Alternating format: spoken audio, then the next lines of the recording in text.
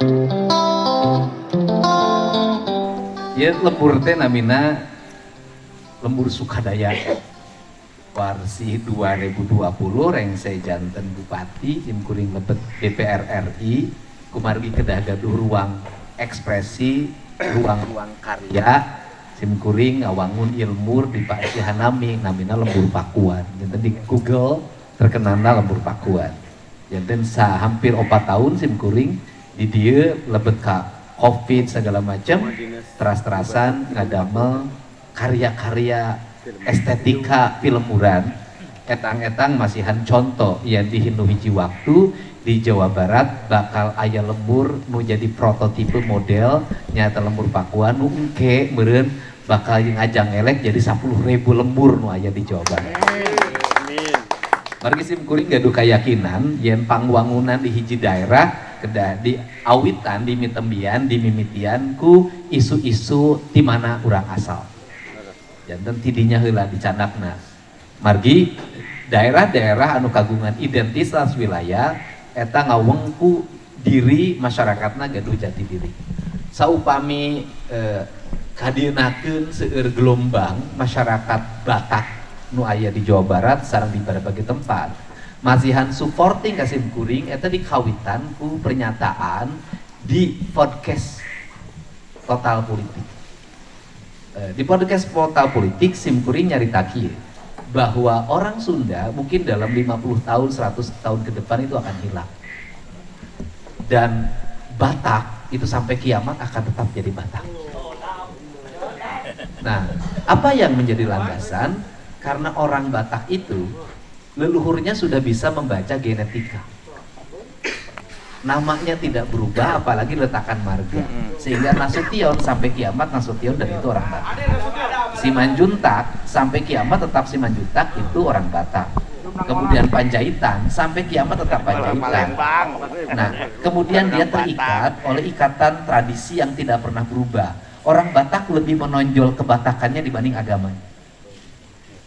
Nah, orang Sunda robah asal ke Jakarta we jadi anggota DPR balik teh geus beda tolong antarkan aku ke kampung aku air bambu ikat lieur pan grab teh di teangan di Google teh kapanggih itu teh kunaon we lembur teh ari sia teh Ciawi kali teh ciri khas Dedi air bambu ikat geus Ciawi tali nek ngajang ka urut kabogoh di belah ditu di mana mantan pacar saya di sana rumahnya Bukit Kemiri nah ngana Google tuh kapangih di wae lieur lu bener sih naon lembur teh itu teh Pasir Muncang. Nah orang Sunda itu berubah nama coba orang Sunda hari ini nama orang sudah jarang lah seangkatan generasi sekarang memberikan nama Asep, Dede, Yudi, Yadi pasti pakai namanya ngambil di Google pasti pakai nama-nama yang asing, semakin asing semakin keren. Setelah itu terjadilah perubahan pola makannya. Dari mulai minum sudah tidak dikenal lagi teh manis buatan ibunya atau membuat sendiri, semua hari ini beli di warung. Setelah itu nasinya tidak lagi diakel, tidak lagi berproses. Pak masukin rice cooker di setrum. Setelah itu juga seluruh panganannya semuanya siap saji. Setelah itu perilaku budaya lingkungannya. Nah setelah itu semuanya mengalami perubahan-perubahan, pada akhirnya identitas dirinya jadi hilang. Nah identitas dirinya jadi hilang, problemnya menjadi apa? Punten ya, orang Batak yang tinggal di Jawa Barat merasa di Batak. Orang Jawa yang merasa tinggal di Jawa betah karena merasa di Jawa. Kenapa? Karena ikonik identitas Sunda menjadi hilang. Orang Batak tinggal di Jawa Barat tetap aja dibilangnya abang. Orang Jawa tinggal di Jawa Barat emas. Orang Sunda tinggal di Jogja, Mas. Nggak ada akang, Mas. Tinggal di Batak, di Medan, Abah. Artinya apa? Ada problem kultural di mana masyarakat Jawa Barat itu kehilangan identitas kulturnya. Akibat identitas kultur maka tergeruslah tradisinya. Setelah tergerus tradisi maka tergerus kebudayaannya. Setelah tergerus kebudayaan tergeruslah perilaku politiknya. Setelah tergerus perilaku politiknya nanti juga akan tergerus pilihan politiknya. Kenapa saya pilih Kang Erwan dari banyak nama yang disodorkan? Karena saya ingin mempertahankan bahwa ieu teh provinsi Jawa Barat nya wakil lagi kudu Teureut Tanjung Sari. Ini ada pilihannya. Kedua, itu saya ketemu waktu itu 2 tahun yang lalu ketemu sama Bosman di Jakarta. Bosman ngomong gini, Kang Deddy maju. Saya bilang berat. Enggak. Saya ingin melihat sebagai orang Jawa Timur yang ngerti manajemen, ngerti ilmu intelijen, ngerti ekonomi. Saya ada yang hilang loh katanya dari kepemimpinan orang Jawa Barat dan orang Sunda apa? Jenaka. Jadi terlalu serius dan itu bukan ciri khas orang Sunda. Jadi orang Sunda itu kepemimpinannya jenaka. Jadi tidak terlalu kaku. Kan apa? Yang serius, protokoler, sangat priai itu di Jogja. Karena dia keturunan raja. Sunda mah lain.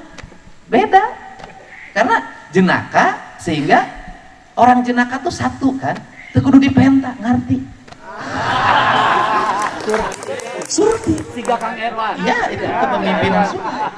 Di Sunda itu tidak ada tradisi dibinta, nggak ada. Surti, karena orang Sunda itu menggunakan rasa. Jadi hidupnya penuh dengan rasa dan rumasakan. Ajarkan aku. Ini karena sehingga saya itu dari dulu itu menerapkan sebuah konsep berpikir, bertindak itu jenaka saja. Ngomong sapokna, ngadek sacelekna. Jadi kalau kemudian dipotong-potong menjadi viral bagi saya nggak ada urusan. Kenapa? Karena itulah kultur Sunda. Saya membawa gaya kepemimpinan Sunda. Gaya kepemimpinan Sunda ya seperti ini. Orang Sunda tuh prinsip kepemimpinannya sederhana. Ini orang Sunda, Kang Erwan, penting. 1, hade gogog, 2, gade tagog.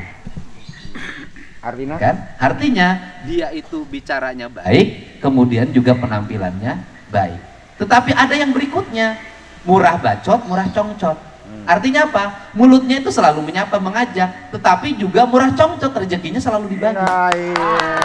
Itu Sunda. Sehingga di Sunda itu anggota DPR yang rajin berbagi kepilih terus, taruhan. Itu ciri khas. Dan bagi orang Sunda membagi itu bukan kecil dan besar, tapi kebiasaan.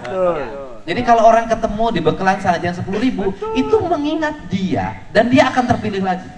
Nah itu orang Sunda. Jadi orang Sunda tuh begitu. Jadi berehan, somea, hade, kasema. Maka ciri khasnya orang Sunda itu adalah memprioritaskan tamu. Jadi ketika ada tamu datang ke rumahnya, kajen teuing nyokot keler ti warung nganjuk. Yang penting nyuguhan. Karena itu prinsip. Ini orang Sunda. Jadi ya itulah gaya-gayanya orang Sunda. Homea, hade, kasema, hade congcot, hade bacot, hade gogok, hade tagog. Kan murah congcot, murah bacot.